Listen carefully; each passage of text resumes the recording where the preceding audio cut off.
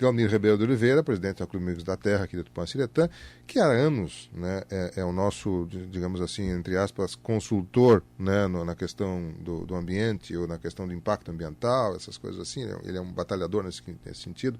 Presidente do Clube Amigos da Terra de Tupã-Ciretã, vereador eleito de Tupã-Ciretã. A partir de 1º de janeiro ele vai ter outra responsabilidade, além de cidadão, também vai ser um homem público, né?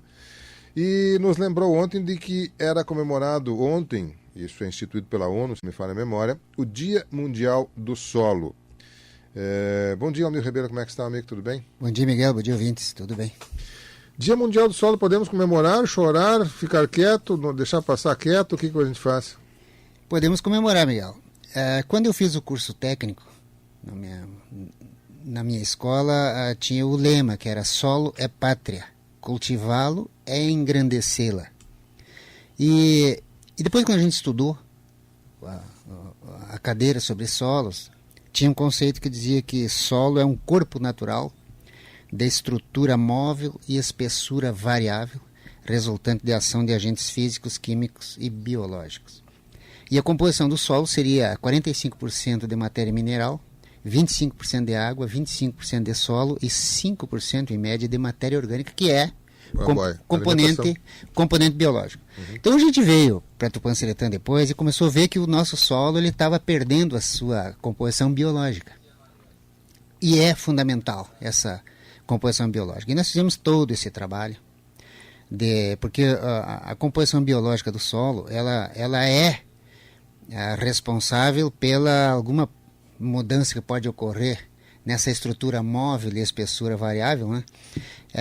Essa ação então do biológico sobre o físico e sobre o químico do solo. Então foi isso que a gente fez durante todo esse tempo e mudamos o nosso solo de Tupã, que era um solo não adequado para a agricultura, e transformamos esse solo hoje através da tecnologia do plantio direto, que é a manutenção da par viva, fomentando essa atividade biológica do solo, e que a gente está começando, Miguel. Tem muito que se aprender ainda, mas isso faz com que a gente tenha o que comemorar.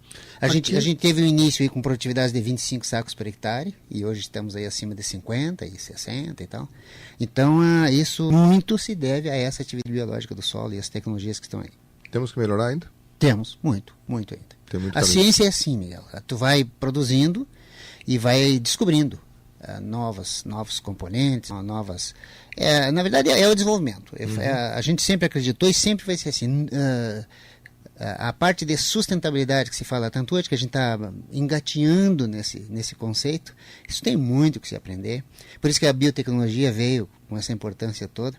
Então, é um contexto em que sempre a questão da agricultura, onde tu tem aspectos físicos, químicos e biológicos, e principalmente porque 90% hoje, 95% mais ou menos, dos componentes do nosso alimento, ele é carbono, hidrogênio, oxigênio e nitrogênio. Então, isso aí tem muito que se estudar, muito que se aprender. Então, não vai se esgotar nunca esse aprendizado. Qual é a sua maior preocupação hoje com o solo aqui na nossa região? Olha, nós podemos melhorar essa interação entre os agentes físicos, químicos e principalmente biológicos e tentar conviver melhor com essa questão ambiental. Então, quando a gente aprovou o Código Florestal, que a gente discutiu muito isso, a gente não foi ouvido, né? E nesse particular eu quero dizer aqui aos nossos produtores que não se esqueçam que aqueles que não fizeram têm que fazer o CAR até o final de 2017, porque senão ele vai ficar sem a possibilidade de acessar crédito rural.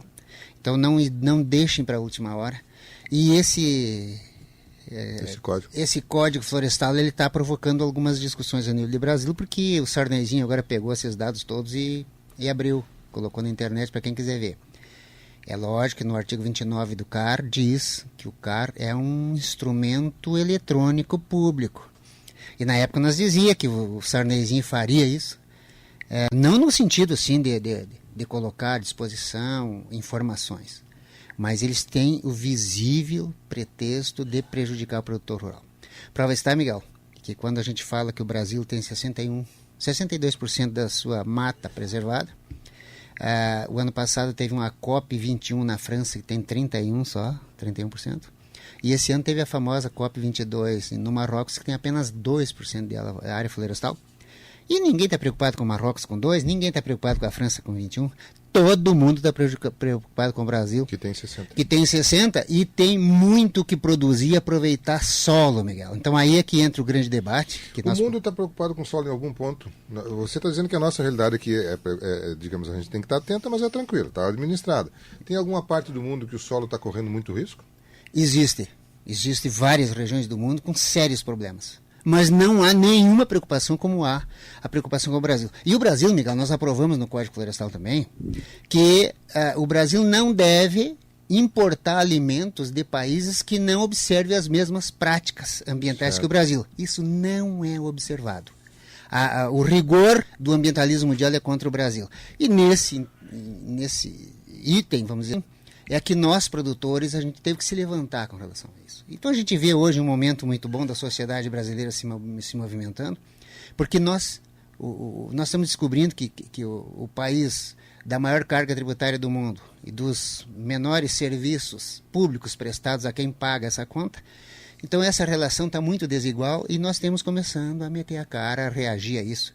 Então é uma questão também ambiental, que a gente poderia discutir aqui num outro momento, mas é um momento importante que o país vive. E eu, como de certa forma com todo esse envolvimento, de repente me coloquei à disposição no ambiente político, porque nós vamos ter que participar mais da questão política para resolver as questões brasileiras, que são políticas, apesar de tudo, do ambiente que está desastroso aí no Brasil.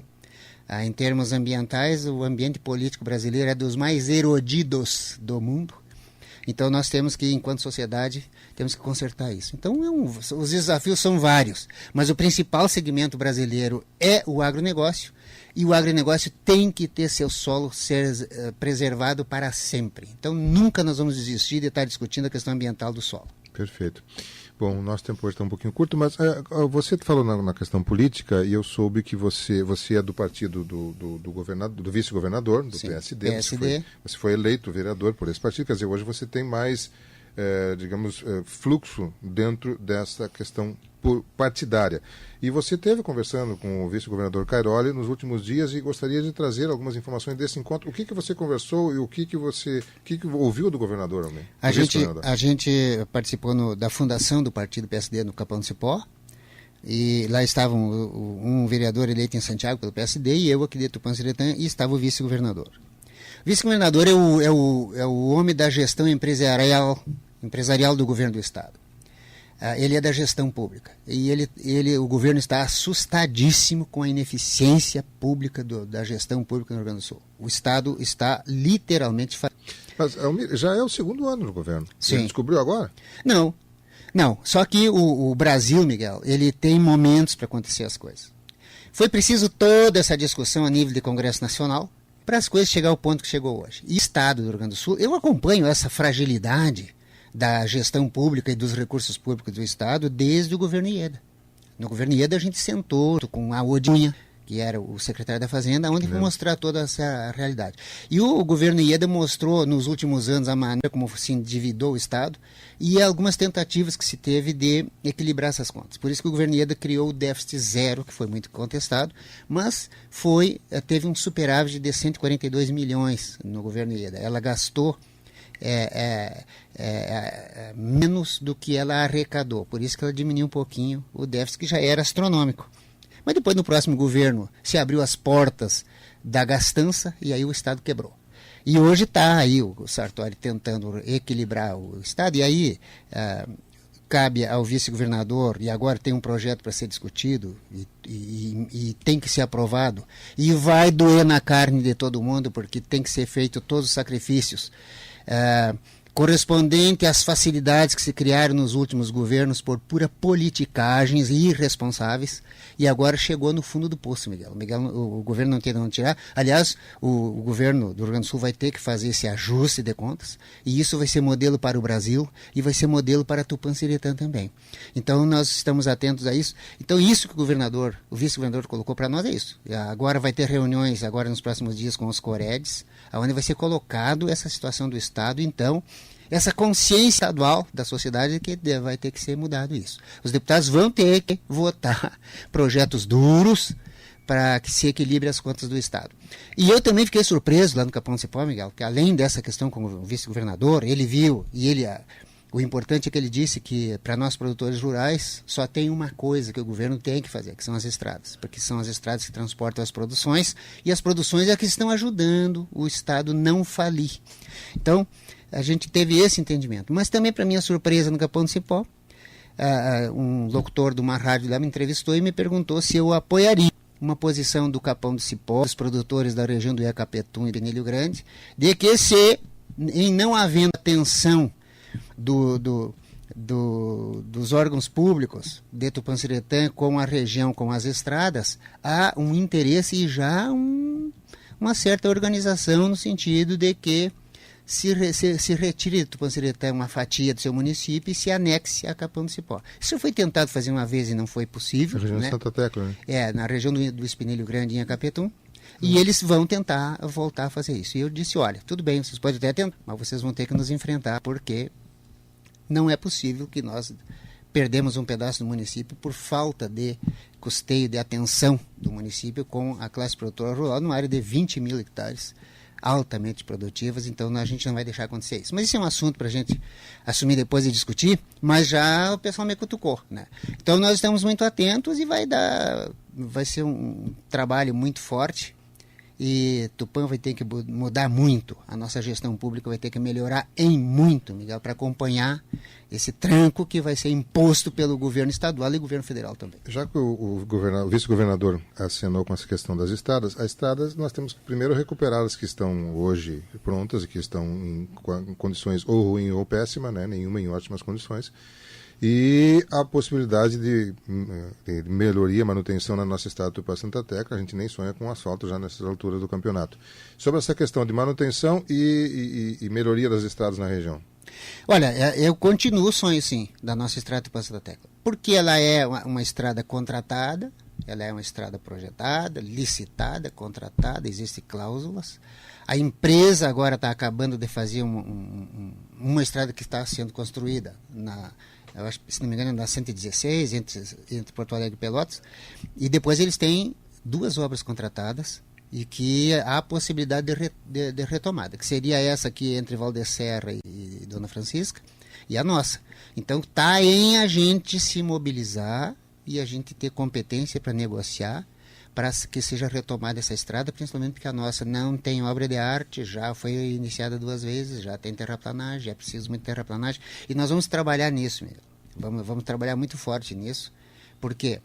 Porque não vamos admitir desperdício de dinheiro público em Tupã, com já 17 quilômetros de terraplanagem e de repente se perder tudo isso. Nós vamos trabalhar muito forte em cima disso, nós sabemos da dificuldade, mas nós não vamos desistir, não.